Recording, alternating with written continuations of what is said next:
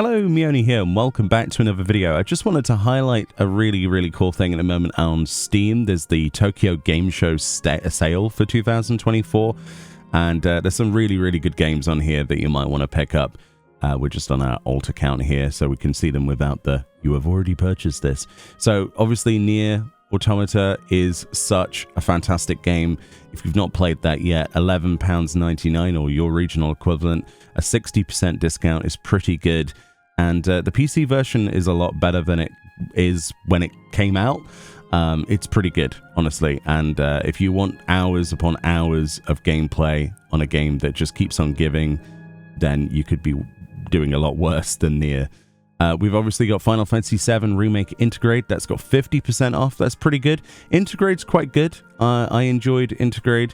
Obviously, it's Remake plus Intermission. So originally Intermission was launched as a separate sort of DLC with Yuffie, but basically they put it together. So you're getting both the original Final Fantasy VII Remake, the first in the trilogy, the new trilogy of remakes, with that DLC included of Yuffie, which I think is very important to play through. It's also Steam Deck verified. It's really good. It plays really well on a Steam Deck, and yeah, it's just a very good game. Very much enjoyed it, and I can't wait to see the third entry. NieR Replicant is something that if you liked NieR Automata, you're probably going to love Replicant. Replicant is essentially before Automata, but it is I don't know how to explain this without spoiling things.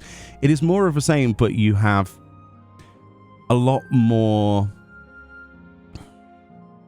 I don't know how to explain it, actually. It is very story rich, as they say. It is a fantastic game, and if you liked Automata and you wanted to have a fantastic remake of the prequel to it, then you could do a lot worse. I do think that it's probably in your best interest to play that game before that game, but yeah, definitely cool. 60% off, that's really good. Crisis Core Reunion. So this is a game that was very faithful to the original Crisis Core. They did change, obviously, the voice act talent, which, I don't know if you like the original voice act talent or not. On the PSP, I remember where I first played this. And but there's a huge modding community as well for a lot of these games, these single-player games. It is graphically impressive. It does a nice spin on the original combat mode system, and in many ways, I think it's a much more polished version. Obviously, graphically, it looks better. There are obviously returning voice actors from Rebirth and Remake, so they've incorporated, like, Brianna White, for example, is in this game. So yeah, it's a must-have for anybody who wants the full storyline of Final Fantasy VII. It's also not like a remake as in a retelling. This is faithful to the absolute original storyline. This is one-to-one from Crisis Core as it was, with only minor adjustments and, combat adjustments, things like that. So it's a really good version of Crisis Core. And obviously playing the original PSP version is kind of difficult, unless you have like a Vita and a capture card and stuff like that. But yeah, it's yeah, fantastic. Then we've got obviously Final Fantasy 16's on here. Obviously no sale on this. Massively positive reviews on that. It is a fantastic port, and well, I don't think you can call it a port. Really good version of the game. We've got Dragon Quest III. This is the HD 2D remaster. That's again not on sale, but I'm very hyped for that. They've showed stuff off at TGS. Looks fantastic. Dragon Quest Monsters is really good if you like that kind of, dare I say it, Pokemon style sort of collection. I don't think it's fair to call it that, but collecting monsters, using them, that sort of thing. Visions of Mana is probably going to be my game of the year, so you should probably think about playing that if you like old school RPGs or JRPGs. And yeah, it's probably one of the best storylines in a Mana game, like full stop, and some of the best combat, actually. Life is Strange, if you like your what I would call a visual novel, although it's not really. Not my cup of tea personally. I know a lot of people who love that. Romancing Saga 2. This is something I want to play a demo of. I did see that there's a demo available for this, and I'm very excited to give that a go. Actually, I've not played any of the Romancing Saga series before, or many of the Saga games in general, so that's something. And of course, we talked about Fantasian previously. That game is looking amazing for the future. Handcrafted models of places like dioramas, and then obviously put into a video game world. Great voice talent from what we can tell on the trailer, and it looks like turn-based combat's back, and I can't wait to play more of that. And then of course we've got the Dragon Quest 1 and 2 HD 2D remasters as well, which I really want as well. That's going to be awesome. It feels like they've done the Octopath Traveler treatment, and that's a really good thing. I love the Octopath games. The HD 2D stuff, you either love it or hate it. I love it. And then originally, we have obviously different categories. So the original Final Fantasy VII. So if you don't want to see the retelling of the remake, you can do a lot worse than picking up the original for 60% off. It goes down in my currency to £3.99. That's yeah. If kid me could see this now, they'd be like, "Wow, that is a must-have." Yeah, Final Fantasy VII is a must-have. You don't need to play it before you play remake or whatever, but to see how the original storyline differs in a massive way, I think it's worth playing. It's replayable. It's beautiful.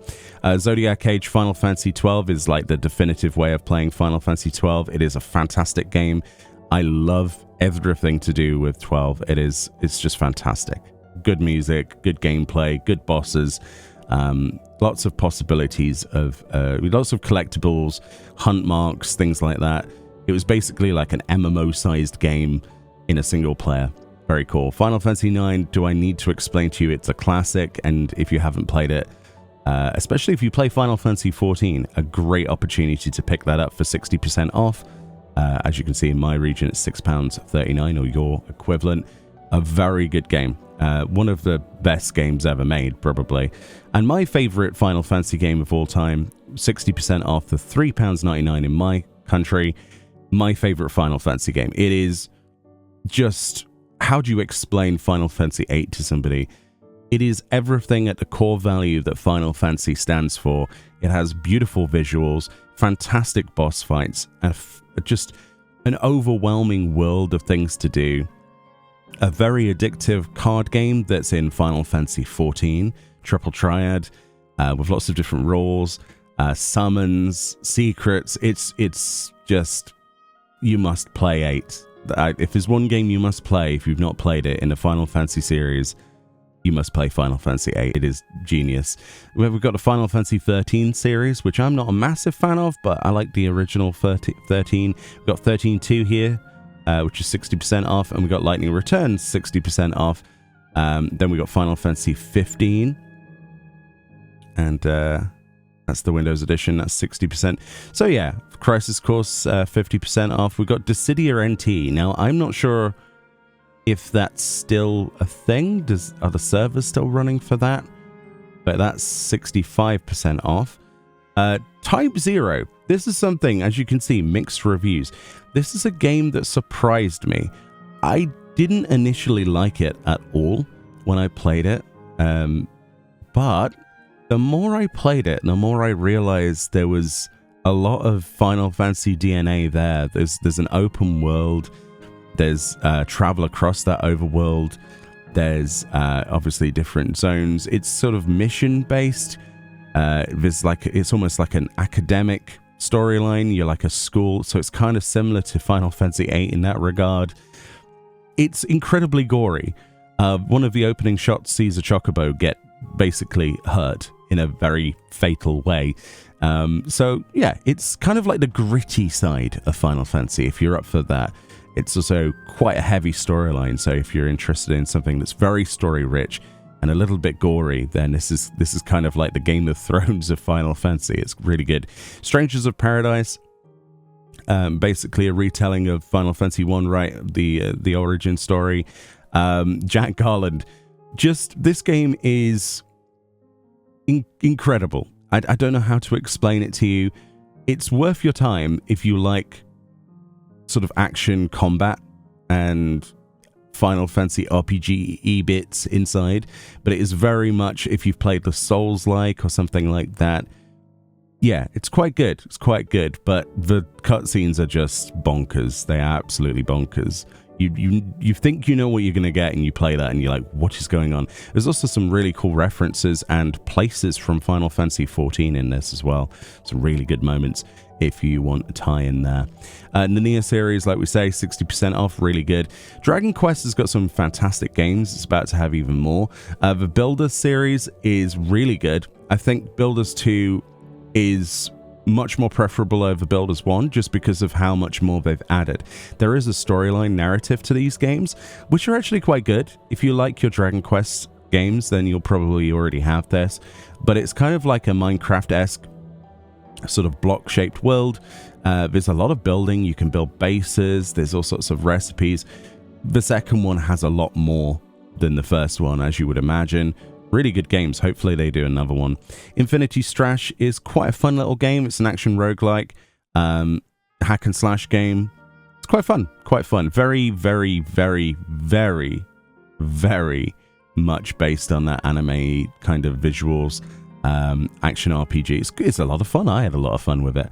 Dragon Quest Treasures is a really addictive game. It's basically... It's all about treasure and collecting as much money as possible. There are lots of collectibles, and the world is quite fun to explore. It's really good. Very, very cool. Very, very good. I don't know how to explain it to you.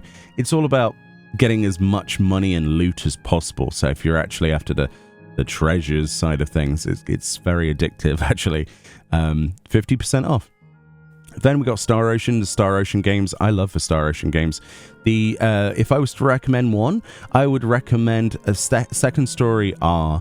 This game, when I was able to play it, was some of the most fun I had. It's kind of got that HD 2D design to it. So obviously I'm going to love it because I love Octopath and things like that. Visually beautiful. The pixel graphics, the action RPG side of it, it is just a really good example of the series. And you don't really need to know anything about the Star Ocean games to just jump into any one of these.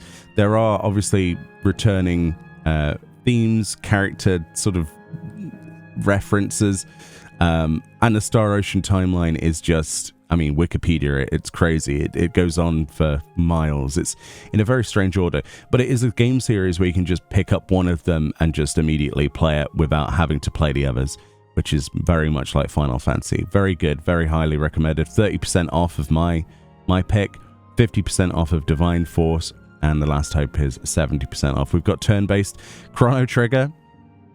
Do I need to explain Chrono Trigger to people? Maybe I do. One of the best 90s RPGs ever made. Easily. It is, to me, it's like Secret of Mana. It's a classic that you need to have. You need to play it. 50% off of the Steam version. Obviously, Live Alive, really quite fun. It's a short little game, but it's a piece of history. It's very faithfully redone from the original. If you're looking for something that's packed with lots of storyline, then you could do a lot worse. There's very drastic variations in storyline and time setting. It's like all across a timeline, basically, of different places. There's like modern Japan and like futuristic settings on spaceships. Each one is a separate storyline, and it's really fun. Really, really, really fun. And there's some great music in that. Yeah, Go Steel Titan. Then we've got the Saga series, which, as I admitted before, I haven't played through, so I'm not sure, but that's 30% off of Emerald Beyond, which seems to have mostly positive reviews.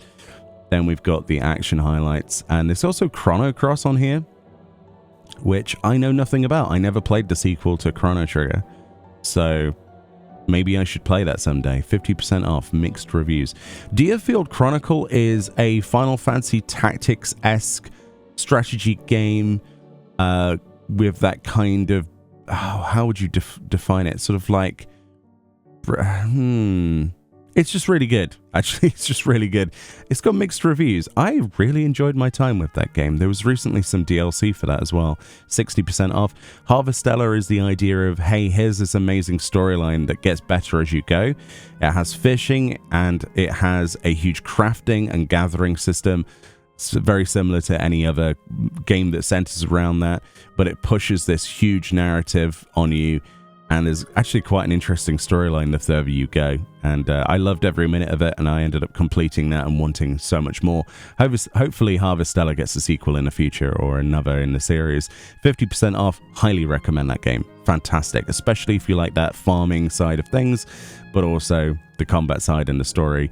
You can afford to neglect the farming side if you wish to, but you are benefited from doing so.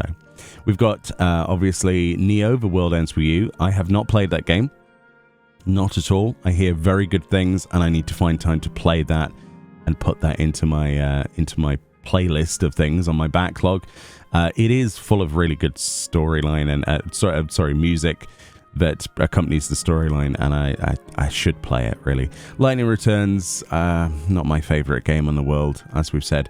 We've also got ActRaiser Renaissance. So I originally loved the ActRaiser game on the Super Nintendo, and this is as faithful of a remake of that as you could ever hope for. It is so fantastic. ActRaiser has the idea that essentially you are building a town, you're trying to farm like prayers from people to basically rule over the place and push back evil. And then there's also that sort of building, that city building side of it, and then it switches to side-scrolling action RPG, and you can, if you struggle, you can upgrade your character through the building system and become really powerful. And it's basically two games in one: a hack and slash 2D side scroller, very old school, but it's also very heavy on the city builder side. It's just a lot of fun. If you've not played ActRaiser, highly recommend that. It's a good blend of different styles. Balan Wonderworld is a game that's basically a 3D platformer. It's okay. I didn't have that much to write home from it when I originally played this. If you like that kind of thing, it's similar to Knights, but I don't think it's as good. It's an okay game. It's okay. It's not something I would necessarily recommend, but it's 85% off, so, you know, maybe it's worth dipping the toe into it. And then obviously we've got more of the same as we go down, as they've just blasted all of this stuff here. Let's see if there's anything else. Forspoken is a game. It wasn't too bad. I think a lot of people were pretty negative on the whole Forspoken side. The gameplay side was fun. The storyline, not my cup of tea. Not my cup of tea, sadly. Front Mission Evolved, it's got mixed reviews, but the original Front Mission, fantastic if you like your mech games. We've also got Million Arthur, Arcana Blood, no idea, not played it. I'm not a fan of beat-em-ups, but maybe it's really good. It's got lots of positive reviews. Left Alive, I've not played. It says mostly negative, so it's 90% off. We'll give that one a miss. Oninaki is... It's kind of difficult to put this.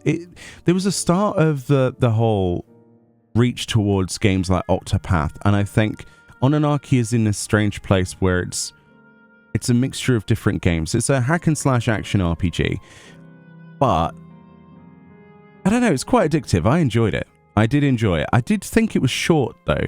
I played through this game and it was particularly short, if I remember correctly. It's been a while. The Saga series, I have no idea, but we got Scarlet Grace, 70% off.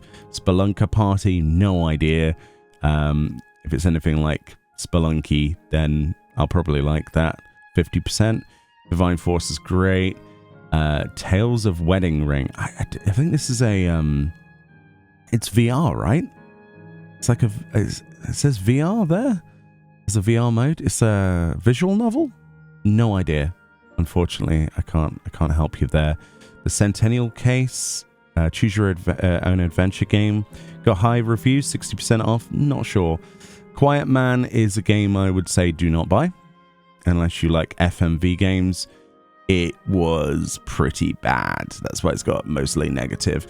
Valkyrie Elysium. I heard mixed reviews from this, like it says here.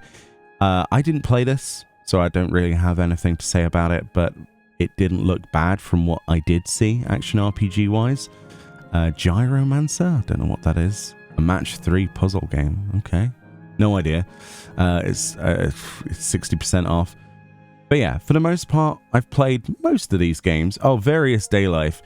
I have not played that. I want to try it out. It's one of those Black Label games. Bravely Default is definitely worth getting, though. If you're going to get any kind of combo, Bravely Default 2 is a fantastic game. I'm not sure what Various Daylife is like. It says mostly negative. I don't know. Should we trust people on Steam? But Bravely Default 2 and the first game are fantastic.